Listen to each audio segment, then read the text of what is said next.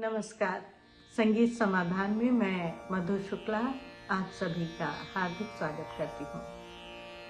दोस्तों, जब उत्तर भारतीय संगीत पद्धति की चर्चा होती है और रागों की बात आती है तो निश्चित रूप से हमें एक शब्द प्रयोग में दिखाई देता है, थाट। अब थाट क्या है? थाट हमारी भारतीय परंपरा में एक ग्रुप लीडर का नाम है। अगर सामान्य भाषा में कहें तो जो उस एक जैसे लगने वाले स्वरों का जो मुख्य राग है वो थाट के नाम से संबोधित है। थाट एक स्ट्रक्चर है, उसमें रंजकता नहीं है, वो गाया नहीं जाता। उसमें ग्रह, अंश, न्यास, अपन्यास, अल्पत्व, बहुत, औढ़व, षाढ़व, मंद्र, तार, इन राग लक्षणों का प्रयोग नहीं होता है, इनके नियमों का पालन नहीं है। वो एक केवल खांचा खींचा गया है जिसके आधार पे हम एक समूह का निर्माण कर सकें। तो इसे पंडित विष्णु नारायण भातखंडे जी ने महसूस किया जब विद्यार्थियों को संगीत शिक्षा के रूप में देने की बात आई। विद्यार्थियों को राग समझने में कोई दिक्कत ना आए, क्योंकि असंख्य राग हैं और उन असंख्य रागों को समझाया कैसे जाए, किस प्रकार उसको व्याख्यायित किया जाए कि विद्यार्थी सुगमता से उस थाट सिद्धांत को समझ ले, जान ले। तो फिर उन्होंने चिंतन किया और मेल पद्धति के आधार पर ही थाट की परिकल्पना की। थाट में स्थिति को थोड़ा और स्पष्ट करने की कोशिश की उन्होंने। थाट के कुछ नियम बनाए गए। वो नियम क्या है उसे जानते हैं। थाट पद्धति की रचना करते समय 6 आवश्यक नियम माने गए हैं। थाट संपूर्ण हो, 12 में से 7 स्वरों का प्रयोग हो, 7 स्वरों में षड्ज, पंचम और शुद्ध मध्यम का होना अनिवार्य है। पूर्वांग उत्तरांग में 4-4 स्वरों में से 2 उत्तरांग में और 2 पूर्वांग में हो। किसी भी स्वर के शुद्ध या विकृत भेदों में से केवल एक का ही प्रयोग होगा। पूर्वांग के प्रत्येक स्वर का मध्यम या पंचम वादी संवादी उत्तरांग का होगा। अब वादी और संवादी में जैसे पहले पूर्वांग में से अगर वादी होगा तो उत्तरांग से संवादी, या उत्तरांग से वादी होगा तो पूर्वांग से संवादी। फिर जिस थाट में तीव्र माँ है उसमें शुद्ध निषाद का होना अनिवार्य है।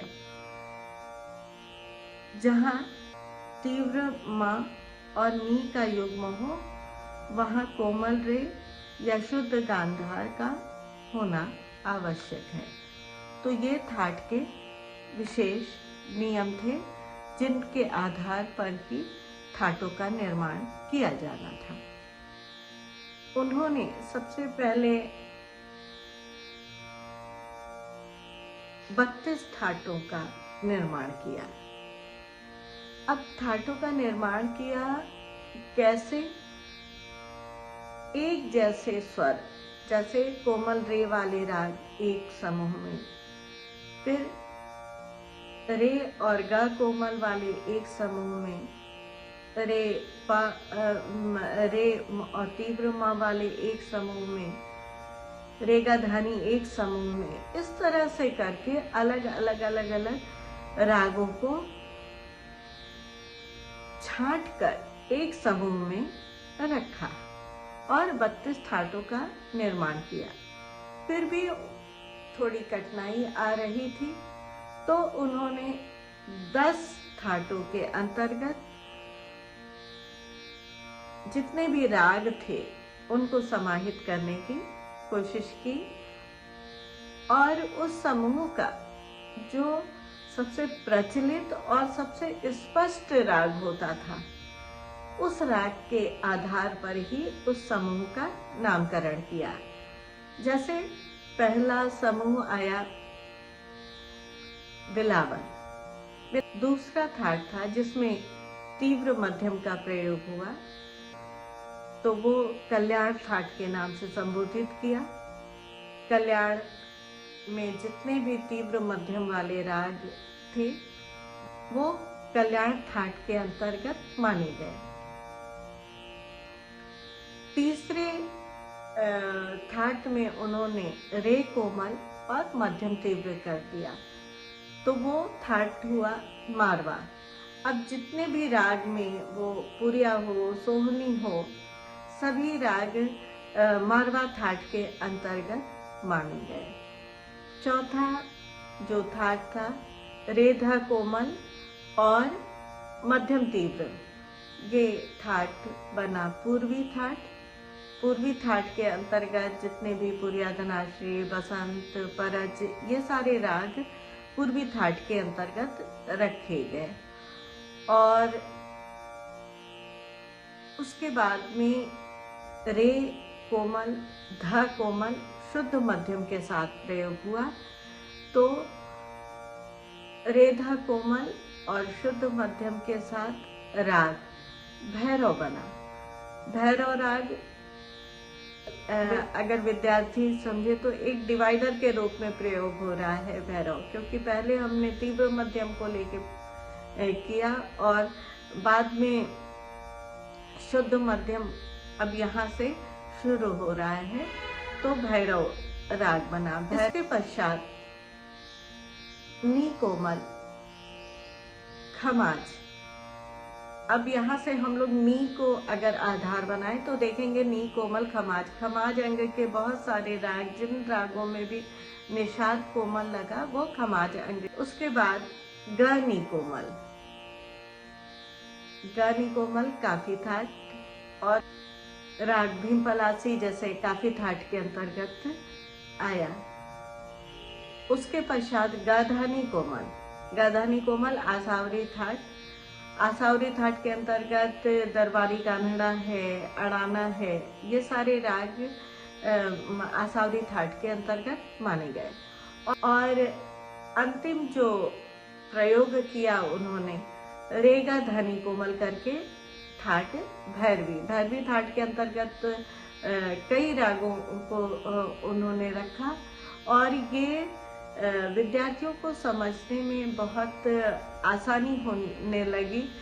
हालांकि ये परंपरा बहुत कठिन है क्योंकि एक थाट से ही जब उन्होंने मैथमेटिकल सिखाया तो एक थाट से ही 484 रागों की उत्पत्ति हुई और 484 रागों को एक थाट में समाहित करके गाने की दृष्टि से वो थोड़ा सा क्रिटिकल है, क्योंकि मैथमेटिकली तो हम उसको दिखा सकते हैं किंतु उसको पूर्ण रूप से उसको व्याख्यायित करते हुए, विस्तार देते हुए, इम्प्रोवाइजेशन देते हुए गाना थोड़ा कठिन हो जाता है। तो ये भातखंडे जी के 10 थाट थे और उस आधार पर आज भी उत्तर भारत के अधिकांश भागों में इसी नियम का पालन किया जा रहा है। तो धीरे धीरे थाट पद्धति भी आलोचना की पात्र बनी क्योंकि इसमें भी बहुत सारी खामियां लगी लोगों को और इन खामियों का जो प्रभाव पड़ा कि धीरे धीरे लोग इस पद्धति को कम प्रयोग करने लगे। क्यों? क्योंकि थाट के जो नियम थे उन नियमों के आधार पर रागों को जो बांटा गया वो लोगों को समझ नहीं आया। जैसे राग मालकौस को भैरवी थाट के अंतर्गत रखा गया तो भैरवी थाट आप देखेंगे कि रेगा ध्वनि कोमल है और मालकौस में रे और पा का प्रयोग वर्जित है। तो ये नियम बने। फिर कहा गया कि एक स्वर का एक ही रूप होगा, मगर जैसे राग जोग वगैरह प्रयोग होने लगे, कई राग ऐसे आए कि जिनमें एक स्वर में वृंदावनी सारंग हो, देश हो, तो एक ही राग में एक ही स्वर के दोनों रूपों का प्रयोग होने लगा। कई सारे ऐसे पहलू रहे, जैसे राग भोपाली को उन्होंने कल्याण थाट के अंतर्गत रखा, और कल्याण थाट का जो नियम में आता है वो तीव्र मध्यम का प्रयोग, किंतु भोपाली में मध्यम प्रयोग पे ही नहीं किया जाता। तो इस तरह से अनेक ऐसे उदाहरण आए जो कि अपने नियमों में परिपूर्ण नहीं थे, किंतु फिर भी उत्तर भारत में तो ये बहुलता के साथ प्रयोग किया जा रहा है ठाट पद्धति, क्योंकि जो उसके पश्चात रागांग पद्धति आई, तो वो रागांग पद्धति थोड़ा और स्पष्ट थी, किंतु रागांग पद्धति के अनुयायी तो अब मिलते हैं, किंतु थाट अभी भी प्रयोग किया जाता है। और पंडित विष्णु नारायण भातखंडे जी की मान्यता को मानने वाले जितने भी संस्थान हैं, जितने भी घराने हैं, जितनी भी शिक्षण परंपराएं हैं, वो सब अभी भी थाट की परिकल्पना जो पंडित भातखंडे जी ने की उसको लेकर चल रहे हैं। और विवाद तो किसी भी विषय पर संभव है, किंतु हम ये तो निश्चित रूप से कह सकते हैं कि विद्यार्थियों को संगीत सुगमता के साथ सिखाया जा सके, इसका जो अमूल्य उनका योगदान था उसको हम नकार नहीं सकते। अब हम अगले वीडियो में रागांग परंपरा के बारे में चर्चा करेंगे। नमस्कार।